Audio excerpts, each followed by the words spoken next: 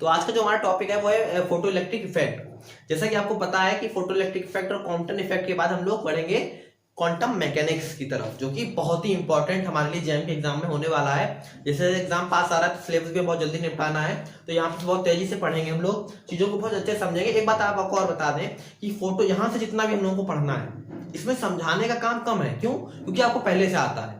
जैसे हम लोग अभी एटम पढ़ना है ना, एटॉमिक स्ट्रक्चर पढ़ना है, न्यूक्लियाई पढ़ना है, रेडियो एक्टिविटी पढ़नी है, या फोटो इलेक्ट्रिक इफेक्ट पढ़ना है, क्वांटम इफेक्ट पढ़ना है, ये सारी चीजें आप पढ़ चुके हैं। क्वांटम मैकेनिक्स नया है आपके लिए, तो वो चीज स्टार्ट करेंगे इसके बाद। दूसरी बात ये कि आपको प्रैक्टिस ज्यादा से ज्यादा करनी है। फोटो इलेक्ट्रिक इफेक्ट और क्वांटम इफेक्ट पे क्वेश्चन बहुत ही सिंपल आएंगे, अगर आता है, हालांकि आ जाता है क्वेश्चन, लेकिन क्वेश्चन बहुत सिंपल आएंगे। लेकिन आप एग्जाम में तभी कर पाएंगे जब आपके पास क्या होगी, प्रैक्टिस होगी भैया। विदाउट प्रैक्टिस ये क्वेश्चंस नहीं हो पाते, क्योंकि कैलकुलेशन थोड़ी ज्यादा हो जाती है। तो कैलकुलेशन सॉल्व वहां तक लाने के लिए आपको फार्मूलाज वगैरह को अप्लाई करना आना चाहिए। कोई भी डाउट होगा तो आप यहाँ पर क्लियर करेंगे, ठीक। तो कुछ यूनिट्स हम वगैरह लिखे आएंगे, आपको सब कुछ बताया जाएगा, खैर उसमें घबराने की जरूरत नहीं है। लेकिन यहाँ पर बात की जाएगी पहले बेसिक बात, ठीक। फोटो इलेक्ट्रिक इफेक्ट पढ़ने से पहले थोड़ा हम लोग फ्लैशबैक में जाएंगे। आज का टॉपिक हमारा है फोटो इलेक्ट्रिक इफेक्ट, ठीक है ना। इस टॉपिक को पढ़ने से पहले हमें थोड़ा फ्लैशबैक में जाना है। फ्लैशबैक में कैसे जाना है? हम लोग बात कर रहे थे लाइट की, कि व्हाट इज लाइट। जब ये बात चल रही थी तो न्यूटन ने बताया कॉर्पस्कुलर थ्योरी दी। न्यूटन ने क्या चीज दी थी? Corpuscular theory. ये थ्योरी क्या कहती थी? ये बेस्ड थी पार्टिकल नेचर पे। कौन से नेचर पे? पार्टिकल नेचर पे। देखिए फिजिक्स में, ये मॉडर्न फिजिक्स जो पढ़ते हैं स्टोरी की तरह चलती है बिल्कुल। अगर आपको बिल्कुल वैसे पता है तो आपको कहीं पर कोई डाउट नहीं आएगा। तो सबसे पहले न्यूटन ने कॉर्पस्कुलर थ्योरी दी, जिन्होंने बताया कि लाइट क्या है, मेड ऑफ पार्टिकल्स है, पार्टिकल नेचर को शो करती है। उसके बाद कौन सा आए? यंग आए। यंग, इन्होंने क्या किया? Double slit experiment. Double slit experiment. और ये किस चीज को बताता है? वेव नेचर को बताता है भैया। किस नेचर को बताता है? वेव नेचर को बताता है, ठीक। अच्छा, इसी वेव नेचर को सपोर्ट करने के लिए मैक्सवेल आ गए थे। उसमें बात चल रही थी इलेक्ट्रोमैग्नेटिक वेव्स की बात चल रही थी। तो वहां पर मैक्सवेल ने अपनी कुछ इक्वेशन दी थी, Maxwell's wave equations. Wave equation, इस मैक्सवेल वेव इक्वेशन ने सपोर्ट किसको करा? सपोर्ट करा यंग डबल स्लिट एक्सपेरिमेंट को, ठीक। इसको सपोर्ट करा। अब जब न्यूटन एक साइंटिस्ट ये कह रहा है, बाकी दो साइंटिस्ट इसको कह रहे हैं, तो उस समय माने जाने लगा ये कि हवाई जो लाइट है वो क्या है? हमारी वेव है, ठीक है ना। अभी हम लोग वेव को अलग जानते थे। वेव कितने तरीके की होती? दो, है ना, ट्रांसवर्स और लॉन्गिट्यूडिनल। तो ये प्रॉपर्टीज यंग ने और मैक्सवेल ने जो वेव नेचर शो किया, और ये दोनों क्या बता रही थी? एक बात को कह रही थी। तो उसमें अधिकतर साइंटिस्ट क्या माने लगे कि भाई ये क्या है? लाइट वेव है। अच्छा, उसके बाद कौन आया? उसके बाद आया था रेडिएशन। ब्लैक बॉडी रेडिएशन की प्रॉब्लम आ गई कि भाई एक ऐसी बॉडी होती है जो सब कुछ एब्जॉर्ब कर सकती है और सारी लाइट्स को एमिट भी कर सकती है। तो ब्लैक बॉडी रेडिएशन आया। उस रेडिएशन को सॉल्व करने के लिए मैक्स प्लांक ने, किसने भैया? मैक्स प्लांक ने। मैक्स प्लांक ने एक हाइपोथेसिस दी थी। उन्होंने बताया था कि जो लाइट है वो मेड ऑफ क्या है? फोटॉन्स है। मेड ऑफ फोटोन है, फोटोन से मिलकर बनी है, और एक फोटोन की एनर्जी hν होती है। इतनी बात इन्होंने यहाँ पर बता के छोड़ दिया। ये बात यहाँ पर पैरेलल चल रही थी, समझ में आ रहा है आप बात को? तभी इसी कुछ बीच में ऑब्जर्व होता है फोटो इलेक्ट्रिक इफेक्ट का। इन्वेंट नहीं कह रहे हैं, इन्वेंट नहीं हुआ है वो, उसको ऑब्जर्व किया गया। वो तो एक फिनोमेना, एक नेचुरल फिनोमेना है। ऐसा करते हैं तो ऐसा होता है, नेचुरली हो रहा है। कोई ऑब्जर्वेशन एक्सपेरिमेंट तब कहा जाता है जिसको ह्यूमन ने इन्वेंट किया हो, है ना। जैसे कि टॉर्च हमने बनाई है तो हम उसको कहेंगे कि टॉर्च का इन्वेंटेड हुई है। लाइट हमने बनाई है तो इन्वेंटेड हुई है, मतलब ये जो बल्ब वगैरह वाली लाइट होती है ये इन्वेंट हुई है। पर आप कहेंगे सन से लाइट आ रही है, वो कोई इन्वेंट थोड़ी की है, वो तो आप ऑब्जर्व कर सकते हैं। तो नेचुरल फिनोमेना ऑब्जर्व होते हैं। तो पहले हम लोग फोटो इलेक्ट्रिक इफेक्ट में क्या पढ़ने वाले? ऑब्जर्वेशन। ऑब्जर्वेशन किसने किया था? हर्ट्ज ने किया था 1887 में। क्या ऑब्जर्वेशन हुए थे वो देखेंगे। पर ऑब्जर्वेशन देखने से पहले कुछ बेसिक बातें हमें पता होनी चाहिए, ठीक। उन बेसिक बातों पर पहले चर्चा की जाएगी। फोटो इलेक्ट्रिक इफेक्ट टॉपिक पढ़ने से पहले हम लोग जानेंगे कि व्हाट इज इंटेंसिटी। इंटेंसिटी क्या होती है? आप इंटेंसिटी से क्या समझते हैं? देखिए, वैसे तो आप सबको पता होगा, नहीं पता होगा तब यहाँ पर रिवीजन के तौर पर बताया जा रहा है कि सिंपल फॉर्मूला, जनरल फॉर्मूला क्या होता है? इंटेंसिटी होती है power per unit area. Power per unit area, इसको ऐसे लिख देते हैं, पावर पर यूनिट एरिया। कोई दिक्कत नहीं। पावर को क्या लिख सकते हैं? Energy per unit time. Energy per unit time, यानी ये हमारा इंटेंसिटी को हम दो तरीके से डिफाइन करते हैं। या तो पावर पर यूनिट एरिया कह दें, या ऐसा कह दें कि वो वाली एनर्जी जो पर यूनिट एरिया पे पर टाइम, पर सेकंड जो है, या पर टाइम जो है इंसिडेंट हो रही है। यानी एनर्जी का, इंटेंसिटी का एक फॉर्मूला आता है, energy per unit area per unit time. यही तो फार्मूला आ रहा है आपके सामने। इंटेंसिटी क्या होती है, कितने एरिया पे कितनी एनर्जी कितने समय में गिर रही है, वो उसकी इंटेंसिटी कहलाती है। अच्छी बात है। अगर हम यहाँ से एनर्जी निकालना चाहें किसी सिस्टम की, तो क्या आएगी, आई ए टी। ठीक, अगर हम बात करें 1 सेकंड की, पर सेकंड की बात करेंगे तो एनर्जी कितनी आ जाएगी, आई और ए। टी की जगह 1 रख देंगे, यानी ई आ जाएगा आई ए। समझ पा रहे हैं बात को नहीं? यानी ये वो वाली एनर्जी है कि टोटल वो एनर्जी है जो 1 सेकंड में किसी एरिया पर गिर रही है, ई आई इंटू ए। ठीक, इतनी बात में कोई डाउट नहीं होना चाहिए। अच्छी बात। अब हम लोग बात करेंगे नंबर ऑफ इलेक्ट्रॉन्स या नंबर ऑफ फोटॉन्स की बात करते हैं। अच्छा, जैसे कि आप लोगों को पता है कि सन से आने वाली जो लाइट है वो अगर हम वेव भी मान रहे हैं, ठीक, वेव मानते हैं, तो वेव जो है ये वेव के फॉर्म में आ जाएगी, इलेक्ट्रोमैग्नेटिक वेव्स होती हैं वो। ठीक, मान लिया अल्ट्रावायलेट, एक्सरेज वगैरह वगैरह पूरा स्पेक्ट्रम मैक्सवेल ने बताया था उसका, उसकी बातें कर रहे हैं। अब यहाँ बात कर रहे हैं कि एक लाइट जो है उसको अगर फोटोन मैक्स प्लैंक के अकॉर्डिंग जाए, मैक्स प्लैंक ने क्या बताया कि light is made of photon और उन फोटोन की डेफिनेट एनर्जी होती है। मैक्स प्लैंक के अकॉर्डिंग बात चल रही है अभी। ठीक, मैक्स प्लैंक उन्होंने क्या कहा, क्या बताया, देखिए उन्होंने बताया पहली बात कि light is made of photons, photon से मिलकर बनी है, और ईच फोटॉन की एनर्जी कितनी होती है, एच म्यू होती है, जहां म्यू उसकी फ्रीक्वेंसी होती है। पहली बात। दूसरी बात उन्होंने बताया इंटेंसिटी अगर निकालना चाहोगे तो energy per unit time per unit area से निकाल सकते हो। तीसरी बात उन्होंने क्या बताई कि जो मोमेंटम, अब यहाँ पर उसका यूज करेंगे हम लोग, अगर आप एनर्जी को ऐसे लिख सकते हैं एच सी अपॉन लैम्डा। ये एनर्जी किसकी आती है, एक फोटोन की एनर्जी आई है ये। या भाई म्यू को क्या लिख सकते हैं, सी होता है म्यू टू लैम्डा, तो हमने म्यू की जगह क्या लिख दिया, सी अपॉन लैम्डा। यानी ये क्या है, energy of 1 photon, energy of 1 photon.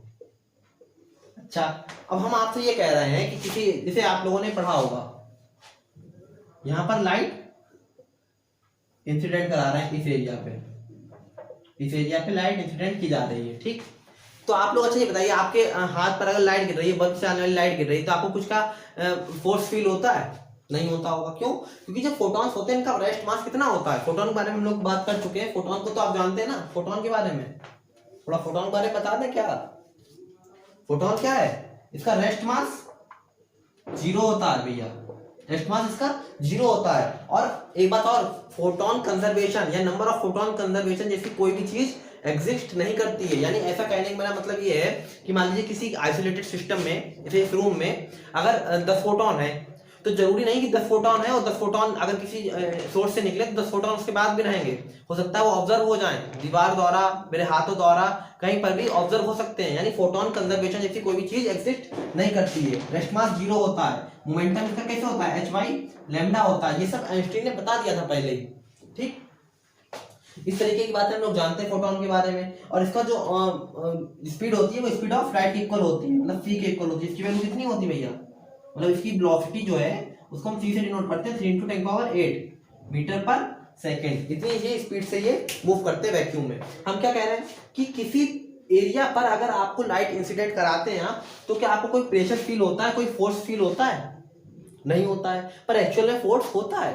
क्यों होता है? क्योंकि प्लैंक ने क्या कहा कि it is a made of photons, और फोटॉन का रेस्ट मास नहीं होता है, पर जब वो मूव करते हैं तो उनका मोमेंटम होता है, और यही मोमेंटम कॉज करता है किसका, प्रेशर का। ठीक, तो यहाँ पर हम लोग बात करेंगे कि अगर ये इंटेंसिटी, आई इंटेंसिटी की लाइट इस एरिया पे गिरती है तो इस पे प्रेशर पड़ता है, और उस प्रेशर को वैल्यू आती है P = I/C। ये प्रेशर होता है, रेडिएशन प्रेशर इसे कहते हैं, रेडिएशन प्रेशर इसको कहा जाता है। ठीक, अगर यही एरिया, फिर ये तो पूरा अलग कॉन्सेप्ट है कि एक बार हम लोग परपेंडिकुलर मतलब लाइट को इंसिडेंट किया है, एक बार हम लोग किसी एंगल पर इंसिडेंट कराते हैं, फिर एक बार स्फेरिकल सरफेस लेते हैं। वो सब चीजें हमें नहीं पढ़नी है यहाँ पर। हमें सिर्फ इतनी सी बात पढ़नी थी कि मैक्स प्लैंक के अकॉर्डिंग E = hν, एक फोटोन की एनर्जी होती है, इतनी इंटेंसिटी होती है। इस एनर्जी को ऐसे भी लिख सकते हैं, और फोटोन रेस्ट मास 0 होता है, मोमेंटम इस तरीके से होता है, स्पीड इतनी होती है। और अगर किसी सरफेस पे जिसका एरिया A है उस पर अगर हम लाइट इंसिडेंट कराते हैं तो रेडिएशन प्रेशर I/C आता है। इतनी बात पे कोई डाउट नहीं होना चाहिए। ठीक, अब हम लोग क्या बात कर रहे हैं, ये सब पढ़ क्यों रहे हैं सर बताते हैं क्यों पढ़ रहे हैं।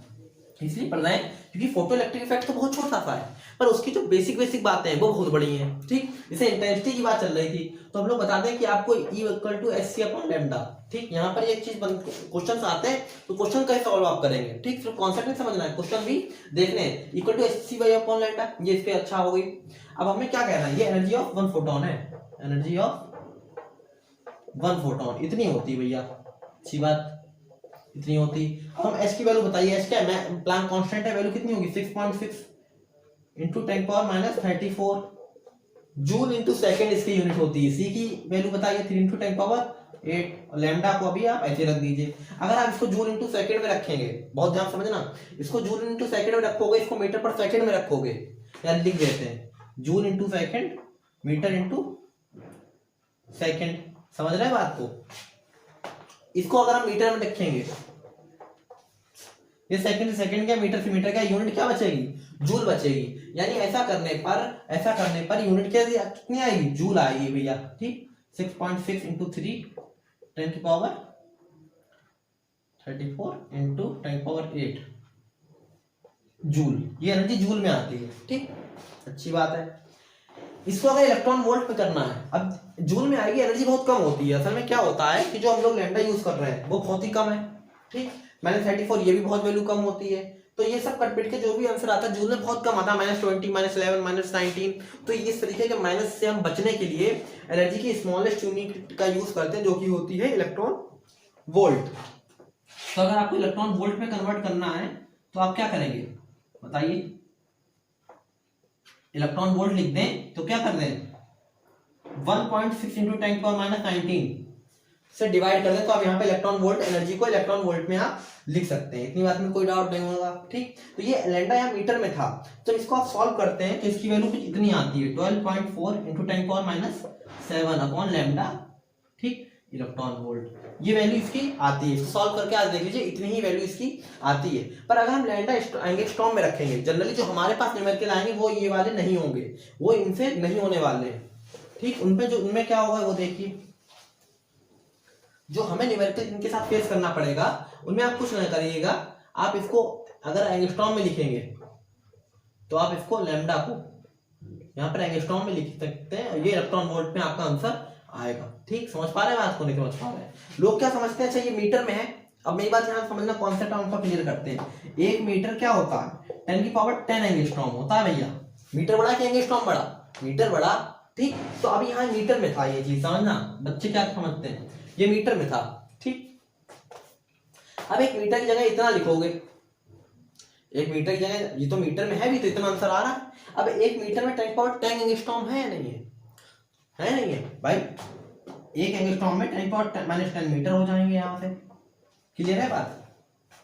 ठीक, तो अगर हम एंगस्ट्रॉम लिखना चाहेंगे, तो अब क्या कर दें, 10 पावर माइनस 10 मीटर यहाँ लिखते हैं, इंटू 10 पावर माइनस 10 यहाँ पर लिख देंगे। समझ रहे हैं मेरी बात को, समझ पा रहे हैं। तब अब आप पूछ रहे होंगे कि भाई यहाँ पर क्यों 10 पावर माइनस 10, एक मीटर में तो इतना एंगस्ट्रॉम है, तो हम एंगस्ट्रॉम को यहाँ पर नहीं कन्वर्ट कर रहे हैं, समझ रहे हो। हम जो है हम इसकी यूनिट में पहले से ही कन्वर्ट कर दे रहे हैं, यहाँ समझो बात को। ये था हमारे पास 12.4 into 10 power minus 7 electron volt, lambda angstrom उसमें था मीटर में, अभी ये मैं मीटर में है। ठीक, अब आप सोचो एक मीटर में 10 पावर 10 एंगस्ट्रॉम लिख दें आप, तो ऊपर जाएगा तो माइनस का 10 वो भी हो जाएगा। ऐसा नहीं किया जाता है यहाँ पर। ठीक, करते कैसे कि यहाँ पर 10 पावर माइनस 10 ऐसे लिखेंगे। अब ये किसमें आ गया, अब ये लैम्डा आ गया एंगस्ट्रॉम में, इस बात को समझ पा रहे होंगे। ठीक, तो अभी 10 पावर माइनस 10 आ गया, अब ये ऊपर चला जाएगा तो जो हो जाएगा 10 पावर पॉजिटिव का 10 इलेक्ट्रॉन वोल्ट। तो इसको करोगे 10 पावर 3 बचेगा 1000, और इसको जब आप कैंसिल करोगे तो ये आ जाता है 12400 इलेक्ट्रॉन वोल्ट पर लैम्डा। ठीक, तो यहाँ बात क्लियर होगी आप लोगों को। तो अगर इसको नैनोमीटर में, तो एक फार्मूला ये बना, दूसरा फार्मूला क्या बनता है कि अगर आप इसको नैनोमीटर में कन्वर्ट करोगे तो 1240 लिख सकते हो, लैम्डा नैनोमीटर में आएगा तब। ठीक, ये दो फार्मूलों का यूज करके आपको क्वेश्चन सॉल्व करना है। ठीक, तो आपको अगर एनर्जी इलेक्ट्रॉन वोल्ट में चाहिए तो आप ये फार्मूला लगाएंगे, पर शर्त क्या है कि लैम्डा एंगस्ट्रॉम में होना चाहिए। और जब आपको इलेक्ट्रॉन वोल्ट में एनर्जी चाहिए तो शर्त क्या है कि फार्मूला ये लगा सकते हैं, पर लैम्डा किस में हो, नैनोमीटर में होना चाहिए। यहाँ तक कोई डाउट वाली बात नहीं है भैया। ठीक, अब फोटो इलेक्ट्रिक इफेक्ट में ऑब्जर्वेशन देखते हैं क्या हुआ। फोटो इलेक्ट्रिक इफेक्ट में क्या ऑब्जर्वेशन हुआ, इसको हम लोग दो पार्ट में पढ़ेंगे। फोटो इलेक्ट्रिक इफेक्ट हम लोग दो पार्ट में पढ़ेंगे, एक तो ऑब्जर्वेशन में, फिर मतलब आज जो कॉन्सेप्ट वाले पढ़ेंगे, दूसरे में हम लोग न्यूमेरिकल्स इसके देखेंगे। तो ऑब्जर्वेशन देखते हैं कि क्या ऑब्जर्वेशन ऐसे हर्ट्ज को मिले। देखिए फोटो इलेक्ट्रिक इफेक्ट फॉर्मूला है क्या, बेसिकली होता क्या है कि when A metallic surface illuminated with a light of appropriate wavelength और frequency then electrons ejected from the metallic surface, this phenomena is known as photoelectric effect। कहने का मतलब क्या है कि किसी मेटेलिक सरफेस से, ये मेटेलिक सरफेस है मान लीजिए, इस पे ये ऑब्जर्वेशन बता रहे हैं कि इसमें क्या होगा कि जब इसको लाइट से इस मेटेलिक सरफेस को, मेटेलिक सरफेस है, सरफेस मेटेलिक क्यों होनी चाहिए भैया, क्योंकि इनके पास क्या होता है, फ्री इलेक्ट्रॉन्स होते हैं, ठीक, मूव करते हुए इलेक्ट्रॉन्स होते हैं, इसीलिए इसको हम लोग यूज करते हैं। तो जब इस मेटेलिक सरफेस को लाइट से, सिर्फ लाइट नहीं होनी चाहिए, एक डेफिनेट एप्रोप्रिएट वेवलेंथ और फ्रीक्वेंसी की लाइट होनी चाहिए, यानी लैम्डा और इसकी फ्रीक्वेंसी एक एप्रोप्रिएट होनी चाहिए। ये मेटेलिक सरफेस पे डिपेंड करता है कि इसको कौन सी लैम्डा कौन सा म्यू चाहिए होगा, ये इसके लिए फिक्स रहती है, वो चीजें बाद में हम लोग देखेंगे। खैर फोटोइलेक्ट्रिक इफेक्ट की डेफिनेशन क्या है कि when metallic surface illuminated with a light of definite और एप्रोप्रिएट लैम्डा और mu, then electrons ejected from the surface is known as photoelectrons and this phenomenon is known as photoelectric effect। इससे कुछ electron बाहर आ जाते हैं।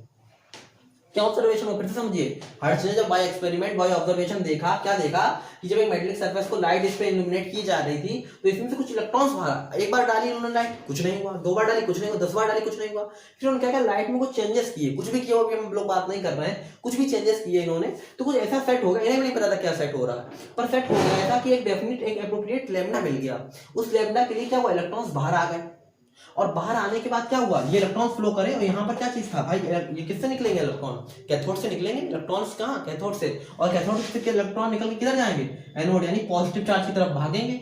यहाँ पर आए, जब आए तो यहाँ पर क्या हुआ, एक डिफरेंट टाइप का डिस्चार्ज हुआ, डिस्चार्ज ट्यूब थी, यहाँ पर कलर ऑब्जर्व किया गया, मतलब इलेक्ट्रॉन्स यहाँ से यहाँ पहुंचा, तो हर्ट्ज ने कहा वाह भाई वाह, ये कैसे पॉसिबल है, ये तो ऑब्जर्वेशन बता रहा है मैं आपको, पर अभी इसका एक्सप्लेनेशन नहीं मिल पा रहा है, ऑब्जर्वेशन क्या करा, इतना हम करा, अब वो चक्कर में पड़ गए कि भाई लाइट को मेटेलिक सरफेस पे जब इंसिडेंट कराया तो इलेक्ट्रॉन कैसे बाहर आ गया, इलेक्ट्रॉन इसे मेटेलिक स्फीयर, मेटेलिक नहीं स्फीयर की तरह ट्रीट करते हैं, मेटेलिक थोड़ी, इलेक्ट्रॉन क्या है, एक स्फीयर की तरह ट्रीट किए जाते हैं, सॉलिड स्फीयर की तरह, मेटेलिक नहीं सॉलिड स्फीयर, इलेक्ट्रॉन क्या है, सॉलिड स्फीयर है, और जब सॉलिड स्फीयर्स को निकालने के लिए हमें एक लाइट डालनी पड़ रही है, और हम लोग मान क्या रहे हैं, लाइट इज ए वेव, एक वेव एक इलेक्ट्रॉन एक मैटर को बाहर कैसे निकाल सकती है भाई, एनर्जी का ट्रांसफर तभी होगा जब सेम क्वांटिटीज होंगी। हम लोगों ने क्लासिकल मैकेनिक्स पूरी पढ़ रखी है, उसमें हमें पता है कि जब मोमेंटम कंजर्वेशन लगाते हैं तो इधर यानी बिफोर और आफ्टर के मोमेंटम के लिए कोलिजन होने के लिए बॉडी क्या होनी चाहिए, सेम टाइप की होनी चाहिए भाई। वेव वेव में इंटरफेरेंस होता है, वो फॉर्मूला भाई, वेव वेव जब कोलाइड करती थी मिलती थी तो इंटरफेरेंस होता था, है ना कि ये चीज हो जाती थी, ये चीज तो कब होती थी, जब दोनों चीजें मेटेलिक होती थी, मैटर होता था दोनों चीजों में, तब ये फिनोमेना होता था, है ना। यहाँ पर हर्ट्ज क्या चक्कर में पड़ गए हैं कि भाई जब लाइट मिली, ये लाइट तो क्या बना, इंटरफेरेंस हुआ, क्लियर बात। अब जब एक बॉडी दूसरी बॉडी ए बॉडी बी ये आपस में कोलाइड करके एक बॉडी इधर चली गई, एक बॉडी इधर चली गई, तो इस तरीके का कोलिजन क्या कहलाता था, है ना, इसको लोग 1 डायमेंशनल 2 डायमेंशनल कोलिजन में पढ़ते थे। तो ये इस तरीके का कोलिजन जो था इसमें हम लोग कंजर्वेशन ऑफ मोमेंटम अप्लाई करते थे, पर ये इंटरफेरेंस फिनोमेना था। अब एक लाइट और एक मैटर मिल रहा है तब भी ये फिनोमेना हो रहा है, तब इसको एनर्जी कैसे ट्रांसफर हो गई, एनर्जी ट्रांसफर तो होती नहीं है। अब यहाँ पर चक्कर में पड़ गई है, ठीक, अब इसका एक्सप्लेनेशन नहीं मिला, ठीक। फिर इन्होंने क्या क्या ऑब्जर्व की है वो चीज देखते हैं, इतनी बात क्लियर। ये पहला ऑब्जर्वेशन समझ में आया आपको कि पहला सबसे बड़ा घुमाने वाली फोटोइलेक्ट्रिक इफेक्ट में बात ये थी कि एक लाइट की वजह से एक लाइट जो कि वेव की तरह ट्रीट कर रहे हैं, उससे एनर्जी ट्रांसफर हो रही थी इलेक्ट्रॉन्स को, और वो इलेक्ट्रॉन मूव कर रहे थे, सबसे पहली बात। दूसरी बात इन्होंने क्या ऑब्जर्व करी, हर्ट्ज ने दूसरी बात ऑब्जर्व ये करी कि जैसे जैसे इन्होंने क्या किया, इनका थोड़ा आपको एक्सपेरिमेंटल सेटअप बता देते हैं कि इन्होंने पहले सेटअप कैसे बनाया था। देखिए इन्होंने क्या किया, एक ये कैथोड रखा, इधर ये एनोड रखा, और इसको एक थोड़ा सही बनाते हैं इसको, देखिए ये कैथोड रखा, ये एनोड रखा, इसको एक ट्यूब में इन्होंने बंद कर दिया। ठीक, इस ट्यूब में इन्होंने बंद कर दिया। जो ये थी आपकी, ऐसे समझ लो,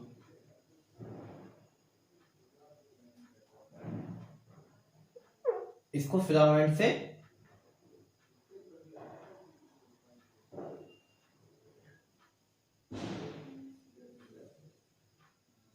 ठीक, और इस वाले को फिर आपने जोड़ दिया।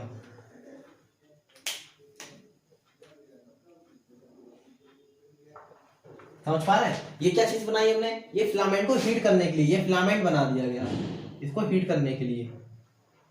भाई थर्मियोनिक एमिशन द्वारा भी इलेक्ट्रॉन्स को क्या करा जा सकता है, निकाला जा सकता है ना। तो यहाँ पर इसकी बात नहीं कर चल रही है। खैर यहाँ पर इस सेटअप नहीं बनाएंगे, तो इसको अगर ना ही बनाओ तो कोई दिक्कत नहीं है। ठीक, इसको सिंपल ही रखते हैं। अभी कुछ ना करो, एक कैथोड बना दो, इसको बैटरी से यहाँ जोड़ दो। ये कैथोड है, क्या चीज है भैया, कैथोड है। मतलब नेगेटिवली चार्ज होगा, यहाँ पर नेगेटिव चार्ज होगा और ये पॉजिटिव चार्ज होगा। ये चार्ज कौन प्रोवाइड कराएगा, बैटरी प्रोवाइड कराएगी, जो हमने एक्सटर्नली लगा रखी है, बाहर से बैटरी प्रोवाइड करा रखी है। दूसरी बात इन्होंने क्या करी कि इलेक्ट्रॉन्स को एक बार थर्मियोनिक एमिशन से निकाला, जैसे भी हमने आपको दिखाया, तो इलेक्ट्रॉन यहाँ पहुंच रहे थे। तब ये सेटअप से कोई लाइट नहीं गिराई गई थी। भाई ऑब्जर्वेशन जो किया गया, अभी हमने दिखाया था आपको, यहाँ पर कैथोड जोड़ा था वो है ना, हीट अप करने के लिए, और थर्मियोनिक एमिशन से इलेक्ट्रॉन निकाले, और ये चीज देखने की थी कि हाँ यहाँ से यहाँ तक इलेक्ट्रॉन फ्लो कर भी रहे हैं, नहीं कर रहे हैं, हाँ कर रहे थे भाई, इलेक्ट्रॉन निकले, यहाँ पर चले गए, पूरा सर्किट कंप्लीट था। पर ये फोटो इलेक्ट्रिक इफेक्ट थोड़ी है। फोटो इलेक्ट्रिक इफेक्ट तो लाइट इंट्रोड्यूस कराएंगे तब होगा। फिर इन्होंने इस सेटअप को हटा लिया था जो भी हमने लगाया, यानी थर्मियोनिक एमिशन से इलेक्ट्रॉन्स नहीं निकाल रहे हैं। तब इन्होंने क्या किया, इसको इस तरीके का सेटअप रखा। ये इफेक्ट हटाते हैं, यहाँ पे ये हटा दीजिए, है ना ये।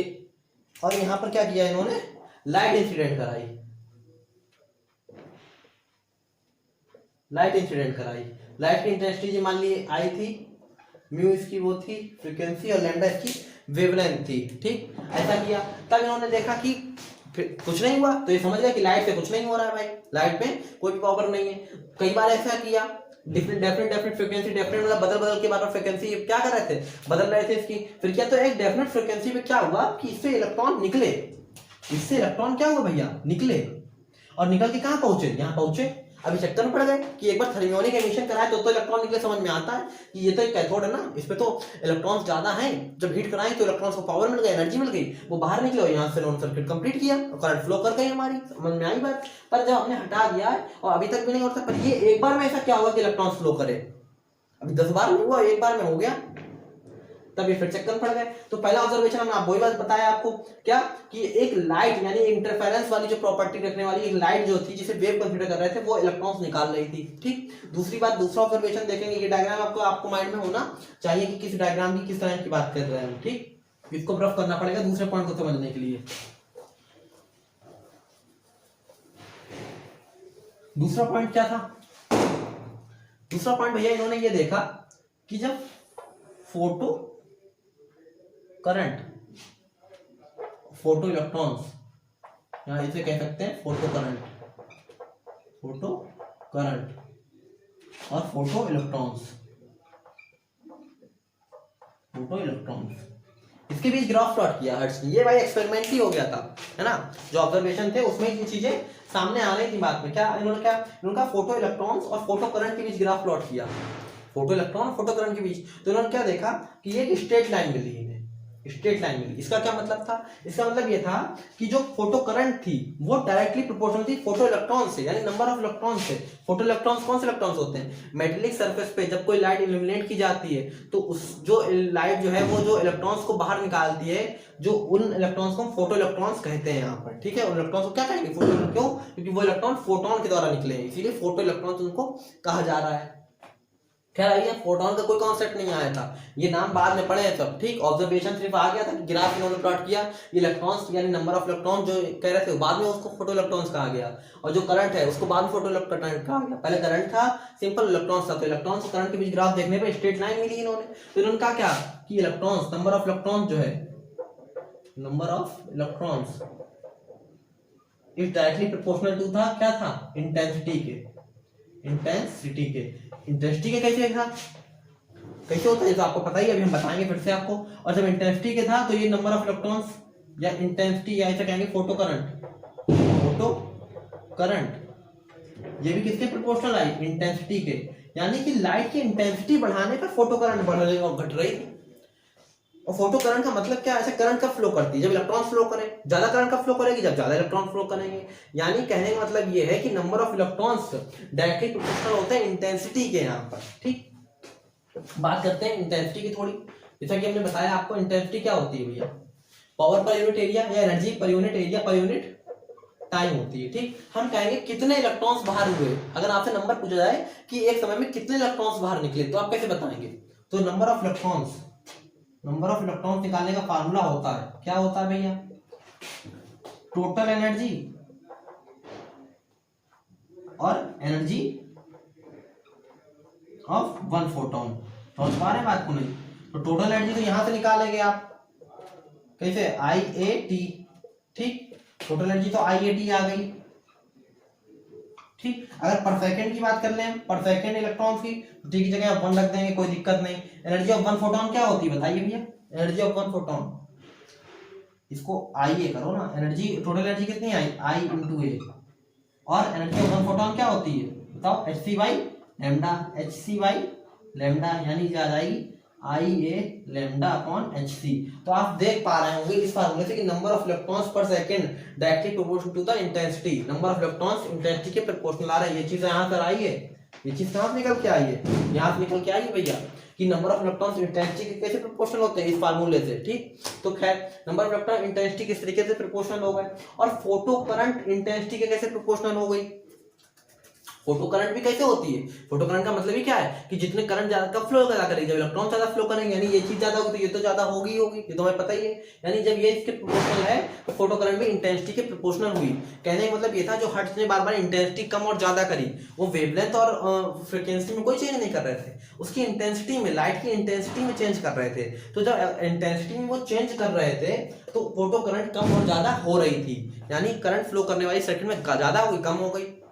ठीक, नंबर ऑफ इलेक्ट्रॉन्स ज्यादा निकले कम निकले, ये चीज किस पे डिपेंड करी, इंटेंसिटी पे। यानी सीधी बात आपको दूसरे पॉइंट में क्या चीज ध्यान रखनी है, कि सिंपल सा जो ग्राफ आया है ये आपको ध्यान रखना है। क्या ग्राफ आया है, फिर से आप देख सकते हैं एक बार अपने बोर्ड पर, कि फोटो करंट और फोटो इलेक्ट्रॉन्स में स्ट्रेट लाइन मिली, ये ऑब्जर्वेशन दूसरा था। तीसरा ऑब्जर्वेशन देखते हैं क्या हुआ भैया, फोटो इलेक्ट्रिक इफेक्ट में तीसरा ऑब्जर्वेशन। तीसरे ऑब्जर्वेशन में क्या बात हुई, देखिए फिर क्या हुआ। जो एक्सपेरिमेंटल सेटअप था, जो इसका एक्सपेरिमेंटल सेटअप था, हम आपको फिर से दिखाते हैं आपको समझाने के लिए, इस तरह का कुछ। ठीक, यहां पे लाइट इंसिडेंट हो रही थी,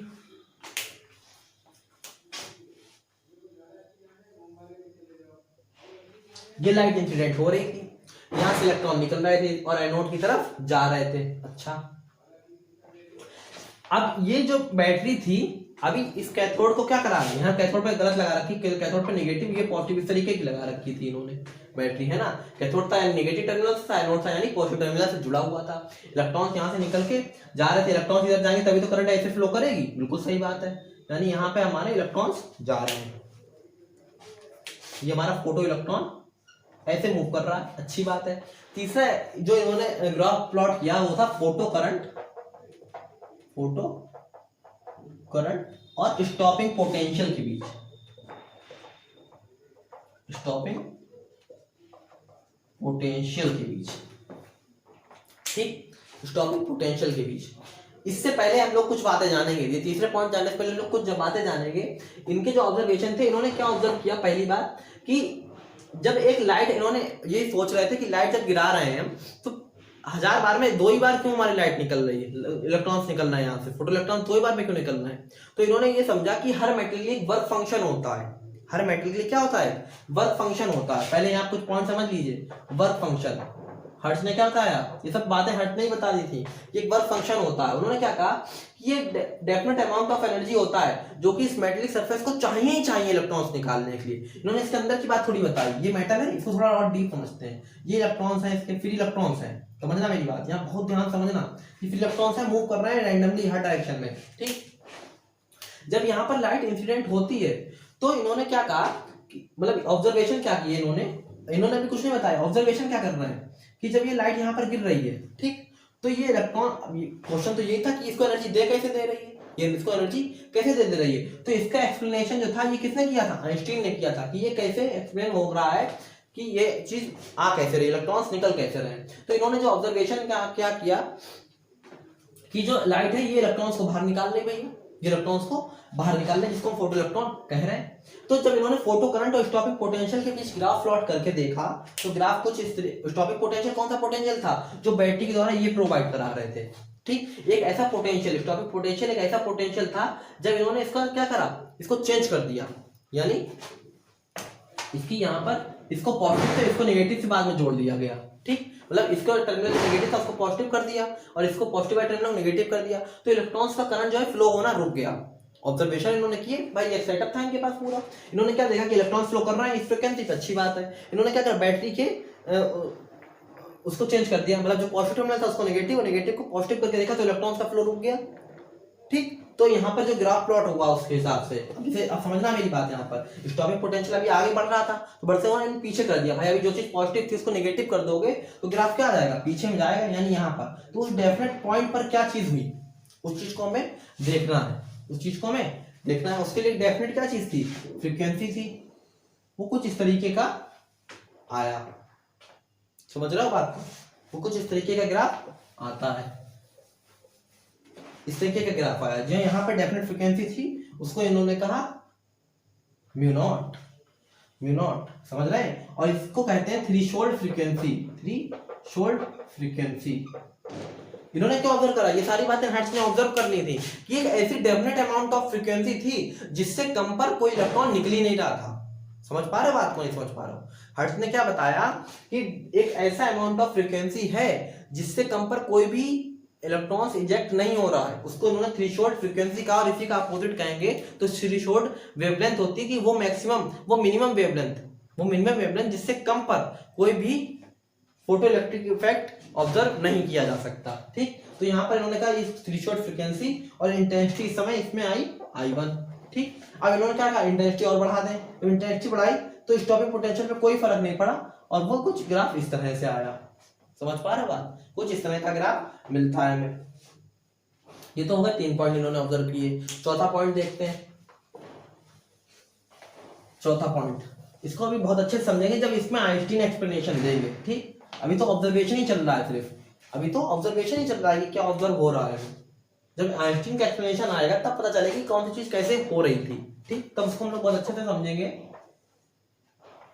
अभी बात करते हैं फिर से वही फोटो करंट और स्टॉपिंग पोटेंशियल के बीच, फोटो करंट और स्टॉपिंग पोटेंशियल के बीच, स्टॉपिंग पोटेंशियल के बीच ग्राफ प्लॉट किया। पर आपकी इन्होंने क्या किया कि दो डिफरेंट मतलब डिफरेंट क्या ले ली, फ्रीक्वेंसीज ले ली, डिफरेंट फ्रीक्वेंसीज ले ली और उन फ्रीक्वेंसी पर इंटेंसिटी को सेम रखा, लाइट की इंटेंसिटी को सेम रखते हुए फ्रीक्वेंसी अलग ली।